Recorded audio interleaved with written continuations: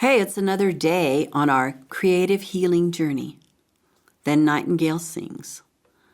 Mile marker 6. Today, we're at the river crossing. It's morning again, and you continue on the path along the riverbank. It seems you're walking faster, and you're startled when you look down at your legs and watch the leg armor below your knees crack apart and fall away.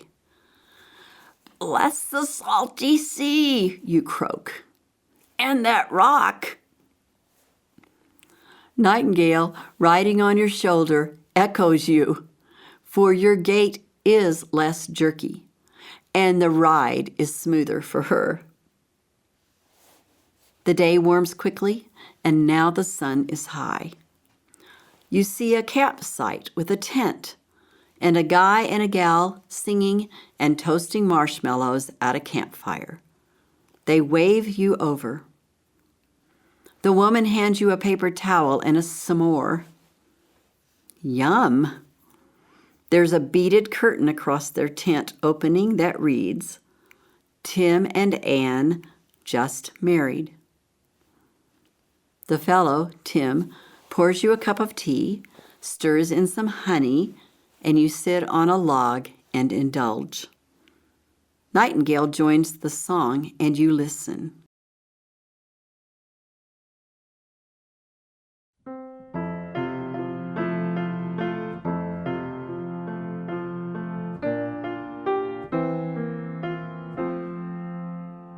Morning has come, and the car engine's hum drives the rhythm of my anxious heart. It quickens the pace of the whole human race, and it threatens to tear us apart. I question the wisdom of life in this numbing existence as I long for peace. I know I need to pause for a still sacred cause, but what if the noise should cease? Will my soul still savor the silence? Will I still recognize you? Or will I be listening for your thunder roar above all the hullabaloo? So teach me the language of silence, the purpose, the solace, the prayer in your sanctuary of silence, learning to find you there. Missing in action, I seek satisfaction by losing myself in the roar. I turn the volume up, softly you call with love, offer me so much more. If I leave this riot to search out the quiet that comes when I simply sit still, must I wait for long to hear your perfect song that rings forth your perfect will? Will my soul still savor the silence? The silence. Will I still recognize you? Or will I be listening for your thunder roar above all the hullabaloo? So teach me the language of silence, the purpose, the solace, the prayer in your sanctuary of silence, learning to find you there. So show me the treasure of silence, the riches of simplicity. From your sanctuary of silence, I'll carry your peace with me.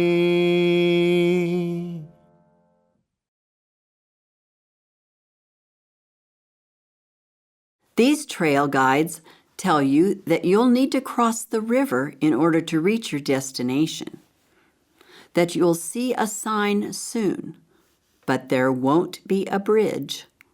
You'll have to wade across.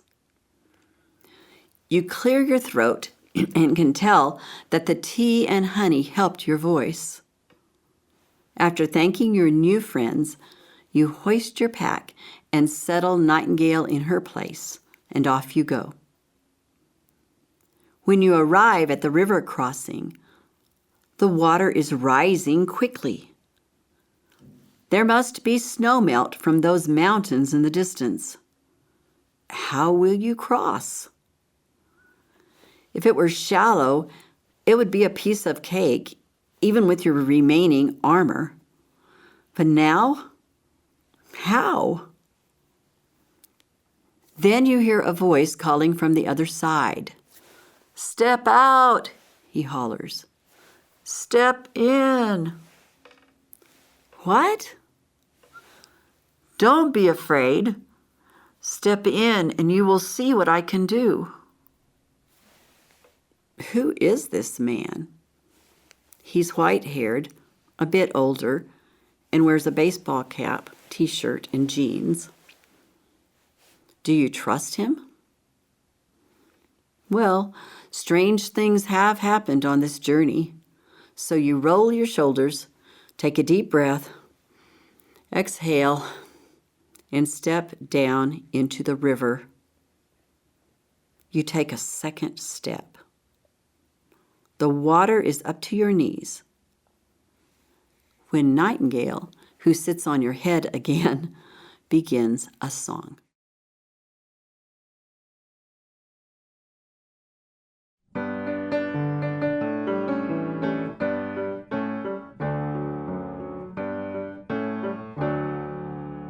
You said you'd part the river when I took a step of faith, but the river's running wild and deep.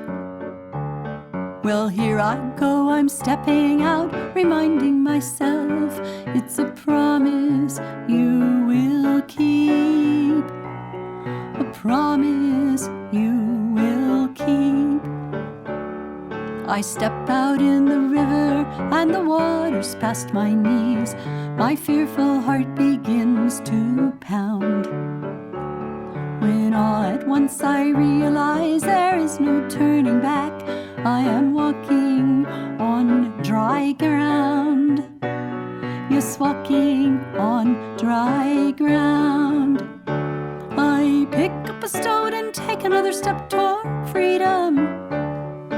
Pick up a stone and take another step toward you. I pick up a stone and take another step toward freedom. Pick up a stone and take another step toward you, you.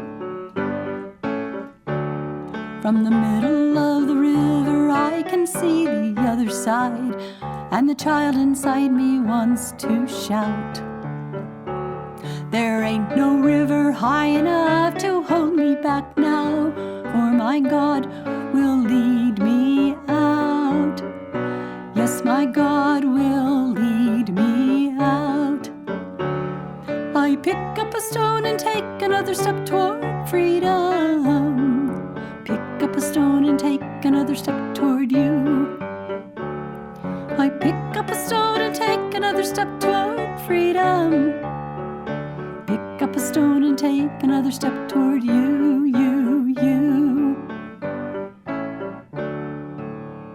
Though this stone looks ordinary, it can tell a pilgrim's story.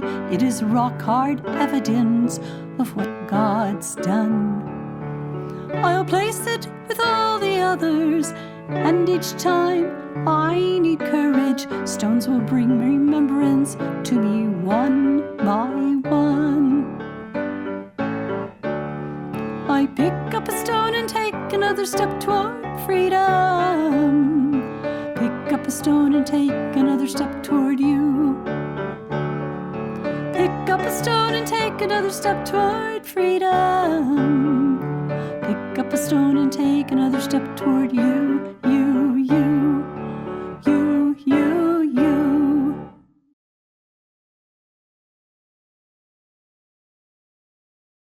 Amazingly, the water upstream has stopped, and now you are walking on dry ground. There are a few pools and some pebbles strewn across the riverbed. When you are halfway, you look across to the older man and he smiles, gives you a thumbs up signal, and then shouts, "Stop! Pick up that stone by your foot." You look down and see a smooth river rock right in front of you. It reads simply, "Peace." And peace is what you feel in that moment. You pick it up, keeping your eyes fixed on the man on the riverbank. When you get close enough, he offers you his hand, and you stretch out your walking stick, and he hauls you up onto the grassy bank. You roll over onto the grass, and he helps you sit up and joins you. The name Mitchell is embroidered on his ball cap, and he smiles as he pats you on the shoulder. "Well done, my son. Well done. When you've rested a bit, bring that stone and I'll show you where to place it." Soon the three of you are traveling on. There's a historical marker on the right, so you veer off to read the lettering. Some smarty pants has carved over the I and the O, so it now reads hysterical marker. Mitchell explains, "This altar is evidence of how God brought others through the river. Add your stone so you too can remember." You do just that, then kneel. You can actually kneel now on a small cushion. Mitchell, however, is gone, so Nightingale joins you on a miniature cushion, and a striking young girl kneels on a cushion on your other side. She wears a rose in her hair, so surely her name must be Rose.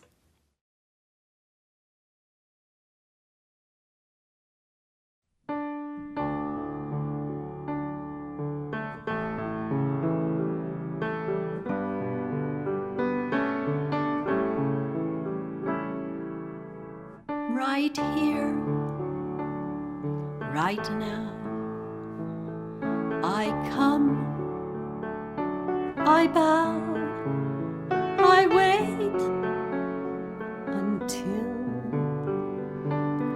time stands still.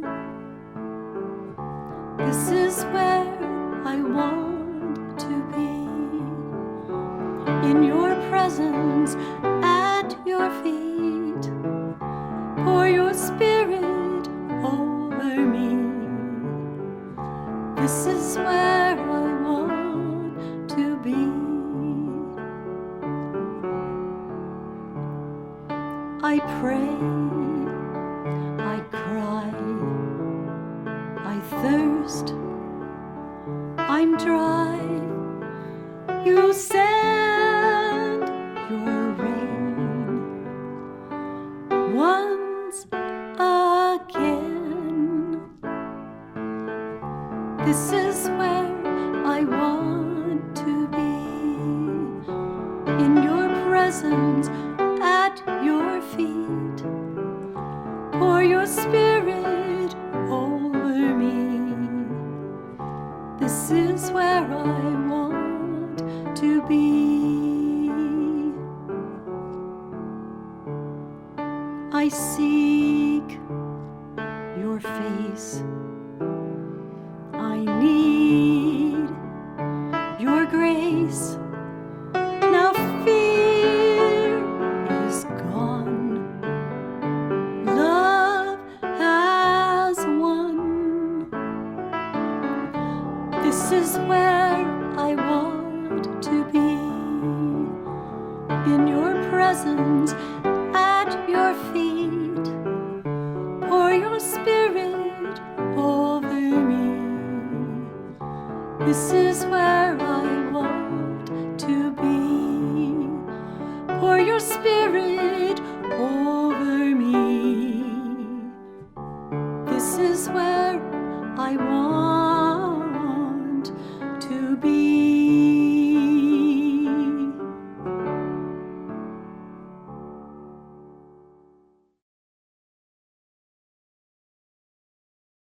Rose places her stone on the altar.